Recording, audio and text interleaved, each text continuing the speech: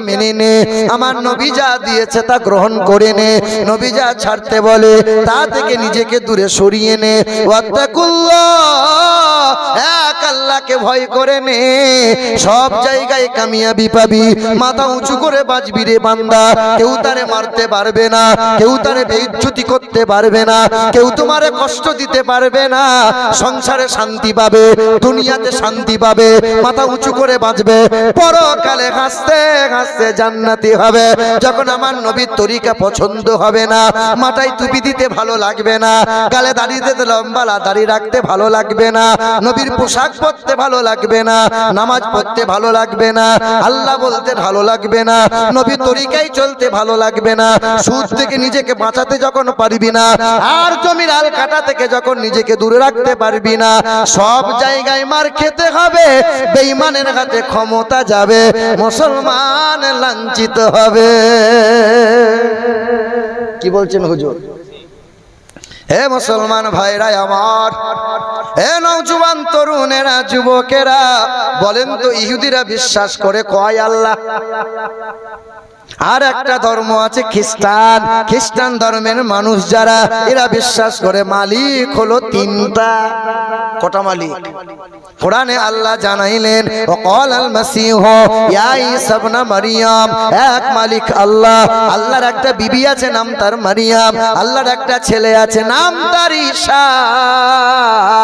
মালিক হলো তিনজনা। জোরে বলেন। তবে আর একটা ধর্ম আছে সনাতন ধর্মের মানুষ যারা, এরা বিশ্বাস করে আর একটু আলাদা। এদের বিশ্বাস হলো লোহা লক্করের মালিক বিশ্বকর্মা, সূর্যের মালিক সূর্যদেব, আকাশের মালিক ব্রহ্মা, জমিনের মালিক বিষ্ণু, ছেলে মেয়ে দেবে শিব দুর্গা, বিদ্যার মালিক সরস্বতী, রুজির মালিক লক্ষ্মী।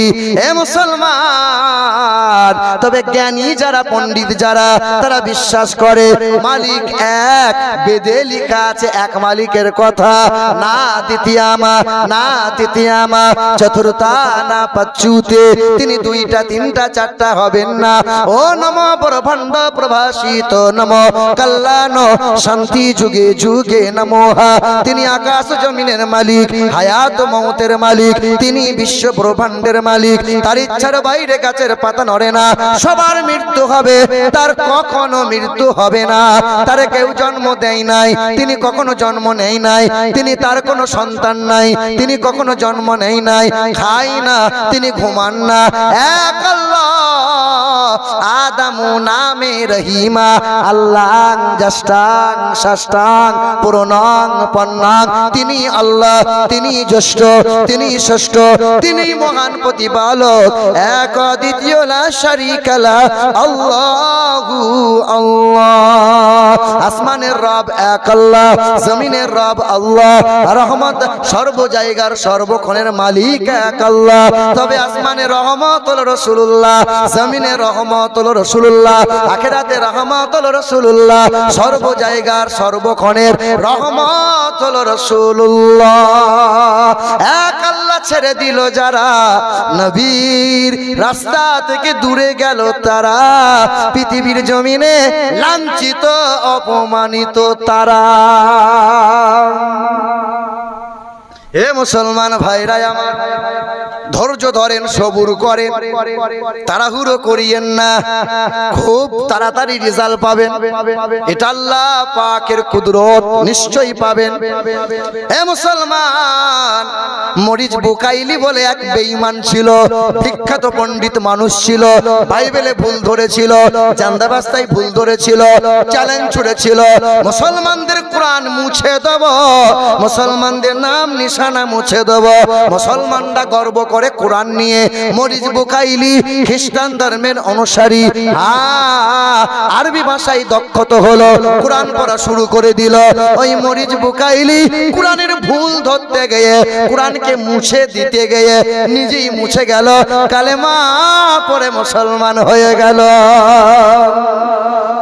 এ মুসলমান নওজোয়ান তরুণেরা, এই তো বাংলাদেশে পাবনা জেলায় বাড়ি। বাবাটার নাম শশীকান্ত ভট্টাচার্য, ছেলেটার নাম সুশান্ত ভট্টাচার্য। ঢাকা বিশ্ববিদ্যালয় থেকে ডবল এম এ করে নিল। বাবা ব্রাহ্মণ ছিল, ছেলেটা যজ্ঞ করে গলায় পইতে ঝুলাইল। সন্ধ্যাবেলায় বেদ রামায়ণ মহাভারত পড়ে। তার মনে মনে চিন্তা হলো, মুসলিমদের প্রতি বিদ্বেষ এসে গেল, মুসলমানদের কোরআনে ভুল ধরব। মুসলমানরা আজান দেয়, কানে সঙ্গে সঙ্গে আঙ্গুল গুজে দেয়, না না, আজানে আমাদের বড় ডিস্টার্ব হয়। তাই তো মুসলমানদের টাইট করতে গিয়ে বলে মুসলমানদের আজানের সাউন্ড কমাতে হবে, আমাদের ঘুমের বড় অসুবিধা হয়। আরে 20 বছর আগে হিন্দু বলো, মুসলমান, সাঁওতাল, আদিবাসী বলো, সামনে মাধ্যমিক পরীক্ষা ছিল।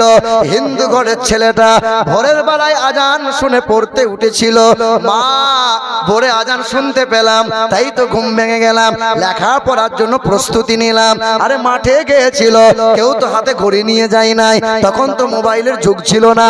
আজান হয়েছিল, কাজের ছুটি নিয়ে হিন্দু খ্রিস্টান আদিবাসীরা বাড়ি ফিরে এলো। আজ বলছে আজানে বড় শব্দ দূষণ হয়। হয়তো বাংলাদেশের ছেলে আজান হলে পরে এখানে আঙ্গুল দিত, তবে সন্ধ্যাবেলায় বেদ রামায়ণ মহাভারত পড়তে শুরু করলো।